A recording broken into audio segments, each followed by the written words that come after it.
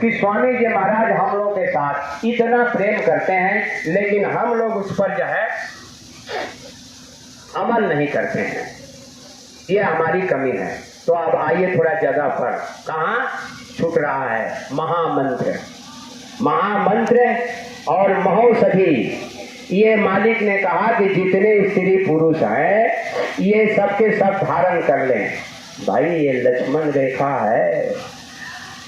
अब माता सीता कहने लगी कि अरे भाई जाओ, तुम्हारे भाई के ऊपर आफत पड़ी हुई है। उधर जो है हमारी सोने का मृग बना था, और जो है जब उन्होंने बाण मारा तो हाय लक्ष्मण बोलकर चिल्लाया। तो सीता माता कहेगी तुम्हारे भाई के ऊपर आफत है, जल्दी जाओ लक्ष्मण। लक्ष्मण तो जान रहे थे, बोले नहीं भैया के ऊपर कोई आफत नहीं आएगी। तो बोले तुम्हारा मन जो दूषित हो गया है, कलुषित भावना, तुम जो है गलत सोच रहे हो। बोले कि माता ऐसी बात नहीं। अंत में जो है लक्ष्मण रेखा खींचा। बोले माता आप इस रेखा के बाहर मत आना, लेकिन मानी नहीं, रेखा के बाहर आई और जो है रावण लेकर के चला गया।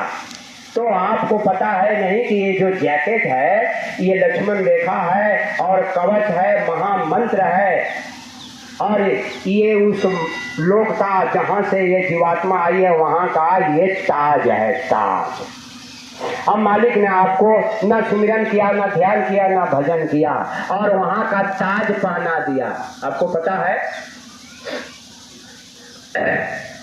जब विभीषण रावण को समझाने लगा कि अरे भाई ये स्वयं त्रिलोकीनाथ का अवतार हैं, ये राम हैं, इनसे आप जो है ये मतलब अड़चन मत लीजिए, इनसे दुश्मनी मत लीजिए, इनसे दोस्ती करके और माता सीता को वापस कर दीजिए। अरे क्या कहा, हमको आए हो ज्ञान देने के लिए? 4 वेद और 6, 7, 18 पुराण का मैं ज्ञाता खुद, और आए हो हमें ज्ञान देने के लिए? मारा, लात मार कर जो है खदेड़ दिया। विभीषण गया राम के पास और वहां जा करके अपना दुखड़ा रोया। और दुखड़ा रोया तो राम ने क्या किया, उसी समुद्र के किनारे राज्याभिषेक का सामग्री मंगवाया ना। अब मंगवा करके लंका का राजा राज तिलक कर दिया, मुकुट पहना दिया। अभी राम रावण नहीं हुआ, युद्ध नहीं हुआ, रावण नहीं मारा गया, लेकिन उसके पहले ही विभीषण को लंका का राजा बना दिया। अरे उसी तरह से तो ना आपने सुमिरन किया, ना ध्यान किया, ना भजन किया, और मालिक ने जो है आपको सतलोक का बासी बना दिया, अनानी धाम का जो है बासी बना दिया। अब काल आपको रोक सकता है, लेकिन यदि हम और आप उस ताज को ना धारण करें तब तो काल घसीट के लेकर जाएगा। स्वामी जी महाराज ने कहा कि अरे बच्चा, जितने स्त्री पुरुष बच्चे और बच्चियां हैं सब इसको धारण कर लें। मालिक क्या चाह रहे हैं, ये उनको साथ देने के लिए कह रहे हैं। मालिक चाह रहे हैं कि अधिक से अधिक जीवों को बचा लिया जाए, क्योंकि आत्माएं सारी हैं उन्हीं की हैं, तकलीफ उन्हें ही है, तड़प उन्हें ही है, और सभी आत्माओं को हम अपना भाई समझते तो हमको भी तड़प होती। अरे हिंदू मुस्लिम सिख ईसाई ये सब तो आत्माएं तो सबकी एक ही है। जितने जीव जंतु हैं सभी के अंदर जो है, अरे सभी में खुदा का नूर है, वही हाजिर हुजूर है, मगर जो मुर्शिदे पूर है उसी ने देखा नूर है। अब उस आत्मा को जो जिसका आंख खुला है वही तो देखेगा, और तो कोई देख नहीं पाएगा। और एक आत्मा का प्रकाश 12 सूरज के समान, ये जो सूरज दिखाई दे रहा है ऐसे सूरज 12 मिलकर जितना प्रकाश होगा उतना आपका प्रकाश है, लेकिन आप अपने, हम और आप अपने अस्तित्व को खो बैठे हैं। इस काल के देश में अपने अस्तित्व को खो बैठे हैं। अरे भाई एक एक महात्मा हिमालय के बर्फीले पहाड़ में जाकर अपना जो है तपस्या कर रहे हैं। हर मांस कुछ नहीं है, हड्डी है, और जो है उनके पास ये खूंखार जानवर बैठे रहते हैं, क्योंकि उन जानवरों को आराम मिलता है, चैन मिलता है, इसलिए आप पास में वहां बैठे रहते हैं, सुकून मिलता है, उन्हें शांति मिलती है। अब आपकी आत्मा उसी तरह से महान है, लेकिन उसके आत्मा के अस्तित्व को हम आज नहीं जानते हैं। न जानने के कारण क्या है, आज हम भटके हुए हैं, अब मालिक वही है। अब मालिक जो है हमें और आपको पार करने के लिए यहाँ तक ये बहुत बड़ा जो है एक महान औसत जो है ये जैकेट पहना दिए ये सतलोक का, और हम इसको नहीं पहने। अब बताइए, जब वहाँ राम ने विभीषण को जो है राज तिलक कर दिया, लंका का राजा बना दिया, और जब मेघनाथ ने राम और लक्ष्मण दोनों को नाग फांस में बांध दिया और राम और लक्ष्मण दोनों अचेत हो गए, और जब अचेत हो गए तो विभीषण को शंका हुआ ना, शंका हो गया कि अरे भाई ये तो हमें राजा बनाए थे लंका का, अब तो ये खुद चल बसे, अब तो रावण छोड़ेगा नहीं, ये तो अब खत्म करेगा और हमको भी खत्म करेगा और किसी को छोड़े ओढ़ेगा नहीं। उसे शंका हो गया, शंका हो गया सबको। लेकिन जो है उसमें हनुमान जी कहीं और थे, दिख नहीं रहे थे। तो किसी ने कहा अरे सभी तो दिख रहे हैं लेकिन हनुमान जी का पता नहीं है। तो हनुमान जी जो है अपने प्रभु के लिए उपाय करने गए थे, गरुड़ जी को बुलाने गए थे। तो हमारे कहने का मतलब कि हम अपने मालिक के लिए, अपने प्रभु के लिए क्या कर रहे हैं? अरे मालिक ने जो कहा कि तुम मेरा साथ दे दो, मैं तुम्हें सच्ची स्वतंत्रता का आनंद दे दूंगा। तो जब हमें और आपको बाबा जी के वचनों को जन जन के कानों तक पहुंचाने का आदेश दिया, तो सबसे बड़ा अस्त्र हमें और आपको दे दिया क्या? ये जैकेट और ये ताज।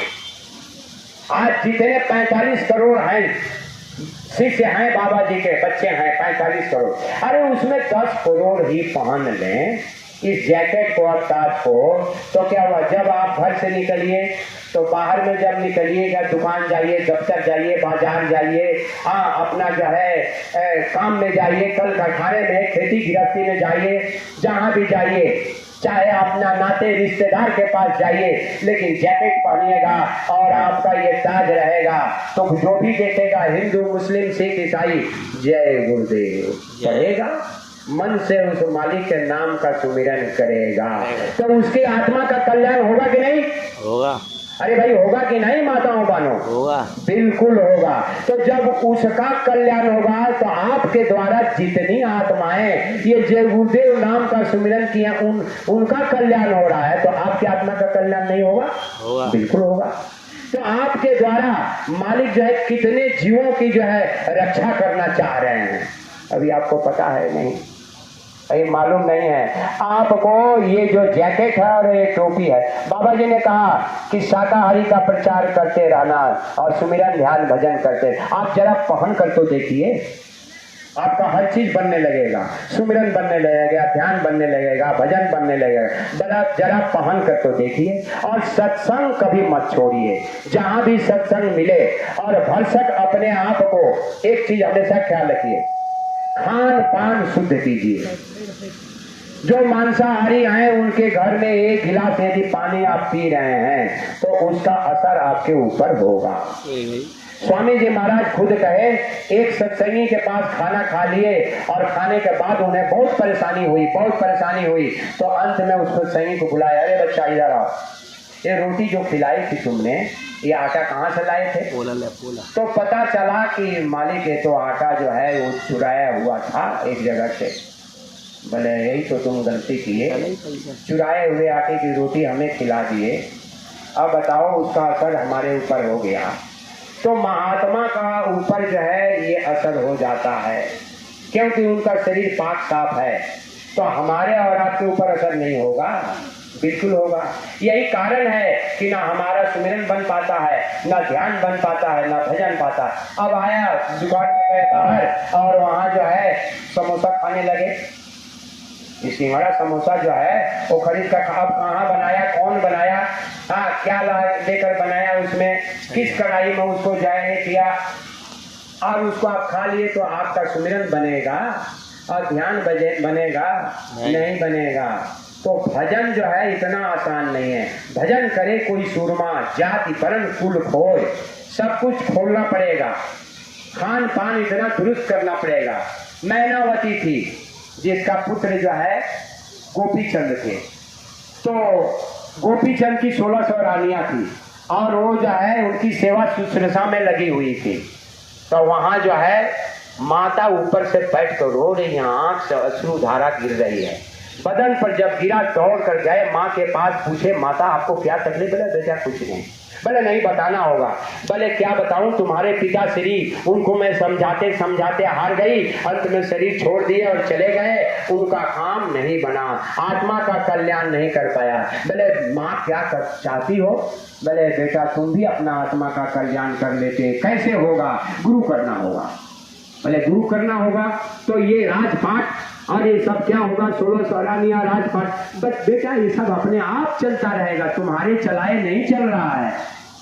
चले गए माँ के कहने पर। गोपीचंद गया वहां पर मामा के पास, गोरखनाथ के पास। उन्होंने कहा कि अरे हमें गुरु जो है दीक्षा दिलवा दीजिए, गुरु मंत्र दिलवा दीजिए।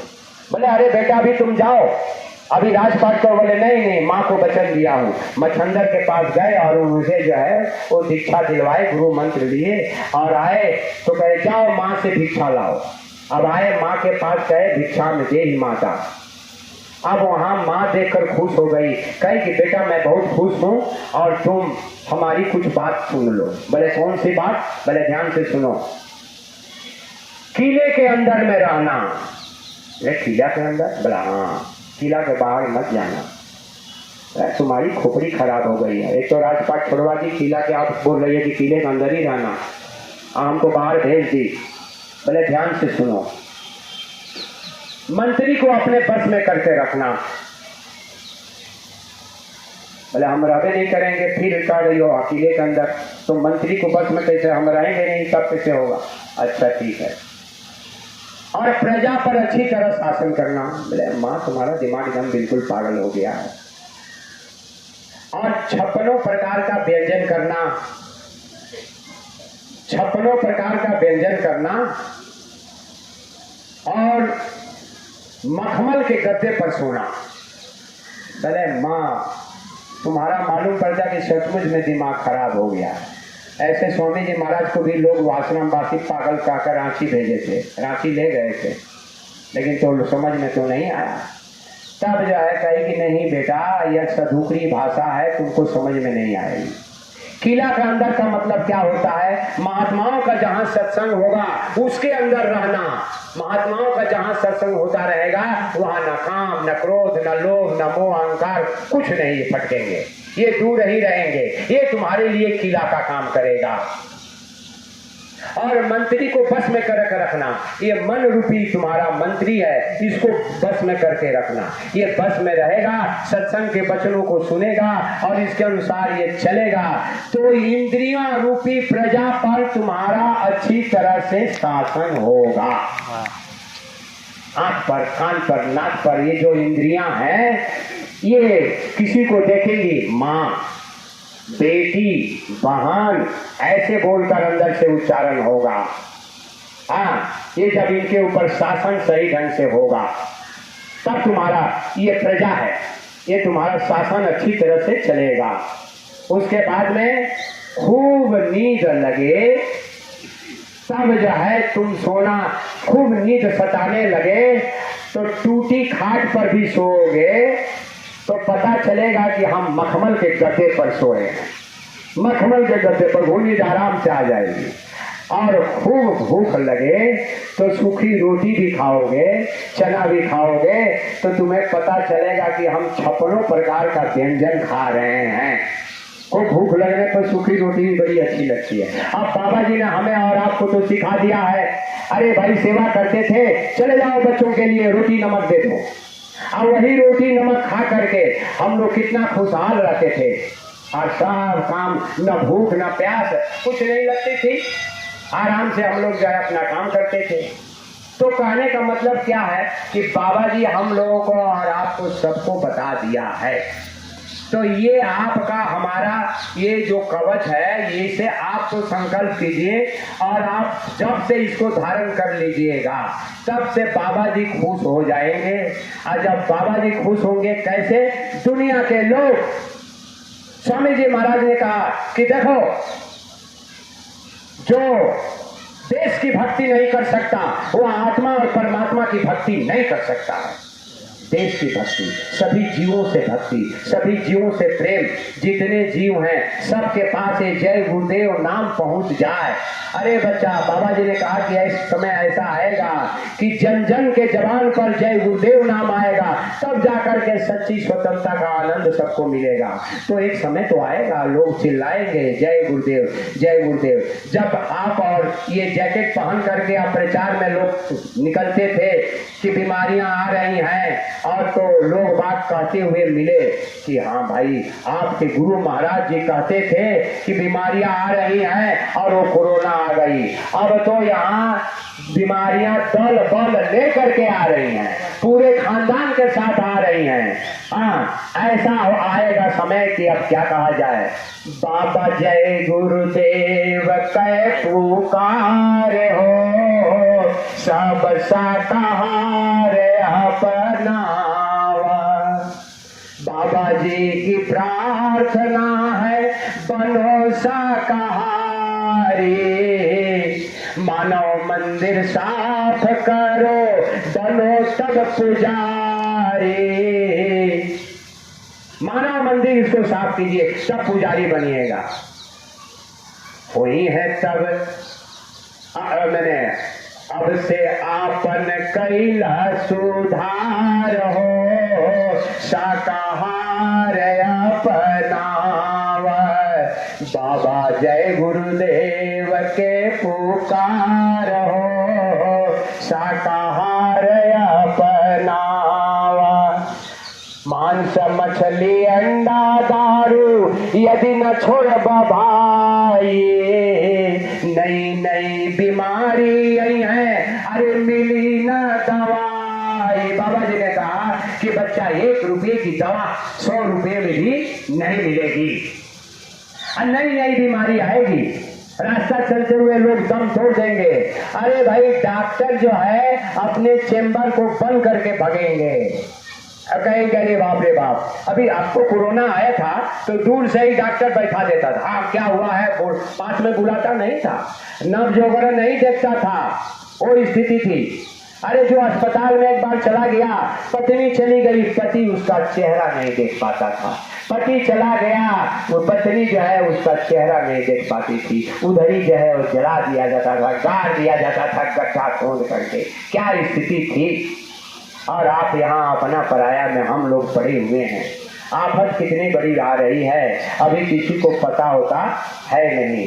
तो ऐसा परिवर्तन होने जा रहा है, बहुत भारी परिवर्तन होगा। बाबा जी ने कहा अरे बच्चा, उस परिवर्तन का हाल मैं हूबहू तुमको बता दूं तो खड़े खड़े तुम्हारा हार्ट फेल हो जाएगा। ऐसा परिवर्तन होगा। अरे रात को सोओगे, सुबह उठकर लोग अपने अपने आदमी को खोजेंगे, मेरा आदमी कहाँ गया, मेरा बच्चा कहाँ गया, मेरा पिता कहाँ गया, मेरी माँ कहाँ गई, लोग बाग ऐसे खोजेंगे। ऐसा परिवर्तन होगा। अब बाबा जी ने कहा कि अरे बच्चा, अभी तुमने भूकंप कहाँ देखा। भूकंप तो ऐसा आएगा कि बड़ी बड़ी अट्टालिकाएं, बिल्डिंगें जो शहरों में 10 तल्ला 25 तल्ला बनी हुई हैं, ये ताश के पत्ते की तरह जो ऊपर आकाश में उछलेगी, गेंद की तरह ऊपर 300-400 फीट उछलेंगी। क्या होगा उस वक्त। जहां शहर है वहां जलजला पूरा पानी हो जाएगा, जहां पहाड़ है वहां समुद्र होगा, जहां समुद्र है वहां पहाड़ बनेगा, नक्शा बिल्कुल चेंज होगा। अभी आपको पता ही नहीं कि कितना भारी परिवर्तन होने जा रहा है, लेकिन परिवर्तन होगा। तो बाबा जी ने कहा कि अरे बच्चा, बम्बई जब नष्ट भ्रष्ट हो जाएगी तो दूसरी बम्बई बसाओगे कि नहीं। तो बोला हाँ बसाएंगे। बोला बिल्कुल बसाना है, मतलब जहाँ सत्संगी रहेंगे वहाँ उनकी रक्षा होगी। लेकिन कब रक्षा होगी। आपके घरों के दीवारों पर लिखा रहेगा जय गुरुदेव नाम प्रभु का। ये माताएं बहनें आप लोग भूल मत कीजिएगा, जिसके घर पर लिखा है वो तो ठीक है, और जिसके घर पर नहीं लिखा है अपने घर पर लिखवा लें दीवार पर जय गुरुदेव लाल पेंट से, जय गुरुदेव नाम प्रभु का। बाबा जी ने कहा करे बच्चा, जिस घर के दीवार पर ये जय गुरुदेव नाम लिखा रहेगा, उस घर के अंदर यदि शराबी कबाबी भी होगा तो समय से उसकी भी रक्षा और हिफाजत हो जाएगी। आपको पता नहीं, आपका धर्म ग्रंथ में जो है रामायण में क्या लिखा हुआ है, लंका जल करके जो है राख हो गई, लेकिन विभीषण की कुटिया जली नहीं, जलेगा नहीं जली। क्या हुआ? संशय वह ज्ञा का फल ऐसा, जरा नगर अनाथक जैसा। अरे जरा नगर निश्चय कमाही, भक्त विभीषण के घर नाही। अरे भाई विभीषण की कुटिया नहीं जली। क्यों नहीं जली? उस पर राम नाम लिखा हुआ था। वो जो है त्रेता युग का जो है उस प्रभु का नाम राम था, उसमें पावर था, शक्ति थी। तो अभी आप इस कलयुग में प्रभु का जगा हुआ नाम जय गुरुदेव नाम है। और जय गुरुदेव नाम की माताएं बहने भाई सभी लोग परीक्षा ले लिए हैं। अरे भाई हमारे यहाँ एक बहन, एक बंगाली जो औरत थी, उसके पति को कोरोना हो गया। तो हमारी एक बहन थी जो जैकेट पहनती है, अभी भी पहनती है, तो बोली कि दीदी हमारे स्वामी ना कोरोना आएगा। अरे कोरोना आएगा थे बड़े देव वाले लिखिए ने जय गुरुदेव नाम प्रभु, हाँ बांग्लादेश जय गुरुदेव नाम प्रभु। और वही ट्रेन से लिखी, उसके बाद उसका कोरोना ठीक हो गया। अब उसके बाद से वो लोग शाकाहारी हो गए, मियां बीवी दोनों ही सब शाकाहारी हो गए। अब देखिए कितना बड़ा जो है जय गुरुदेव नाम तो ऐसा नाम है कि आप जैसे भी लीजिए इसका असर तो होगा। अभी आपको कानून नहीं है। अरे अभी तो कितने दल में लोग हो गए हैं ना, लेकिन सब जय गुरुदेव नाम ले रहा है, सब जय गुरुदेव नाम को भजा रहा है। अब तो नाम काम करेगा, वो तो काम करेगा, वो तो छोड़ेगा नहीं भाई, भला तो सबको करेगा।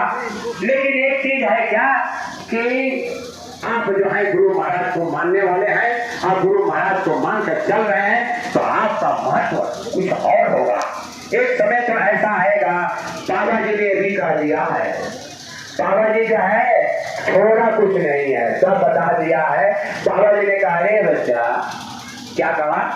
एक समय ऐसा आएगा, इसी तरह एक समय ऐसा आएगा, उस वक्त तुम क्या करोगे? उस वक्त तुम क्या करोगे? पानी में डूबकर मर जाना चाहोगे कि जहर खाना चाहोगे कि आत्महत्या करोगे? सच्चा हुआ समय बताएगा। ऐसे मालिक जो है ठीक आवाज में बोले, अब किसके लिए बताए हैं आप समझ जाएंगे। मालिक ने जो मालिक के शरीर से जहर निकलता था, तो हम लोग तो वहाँ आश्रमवासी क्या कहते थे, अरे भैया आप लोग नाखून मार देते हो तो क्या होता है कि बाबा जी का आपके नाखून से जहर अब आप तो अंदर जो है बाबा जी के अंदर चला जाता है। अब बाबा जी उसके पहले जो है कितनी लंबी लाइन, और सभी लोग टूट पड़ते थे। एक बहन अपने 2-4 बच्चों को लेकर जो है वहाँ दर्शन करती थी। अब बाबा जी जो है सब बच्चों के ऊपर हाथ रखना, और कपड़ा उनका भीग जाता था, लोहा भी होगा तो भी भेंट हो जाएगा। इतना बड़ा, इतनी बड़ी मेहनत बाबा जी ने कहा, और उस वक्त जहर नहीं चढ़ा और अभी जहर चढ़ जाएगा। तो बाबा जी ने इसका भी स्पष्टीकरण किया मन से। क्या कहा? बच्चा यह तेरा दिया हुआ जहर है। यदि हम लोगों से होता था बच्चा यह तुम लोगों का दिया हुआ जहर है, ऐसे कहते ना, लेकिन बाबा जी ने कहा बच्चा यह तेरा दिया हुआ जहर है। अब समझे भाई किसका दिया हुआ जहर? तो बाबा जी जो है हर बात को बता दिए। बाबा जी ने कहा कि अरे बच्चा, खिलनी जो होती है दूध के फन से लिपटी रहती है, उसे दूध नहीं मिलता है, वह खून चूसती है, खून। गाय को जब दूध पिलाना होता है तो हुंकार मारती है, तो बछड़े दौड़े दौड़े चले आते हैं, और आकर के बछड़ा दूध पिया और छट दिया। गाय जब दूध पिलाई तो हम और आप बछड़े रहे, क्योंकि और तो भीतर की बात नहीं जानते थे, सीधे साधे भोले भाले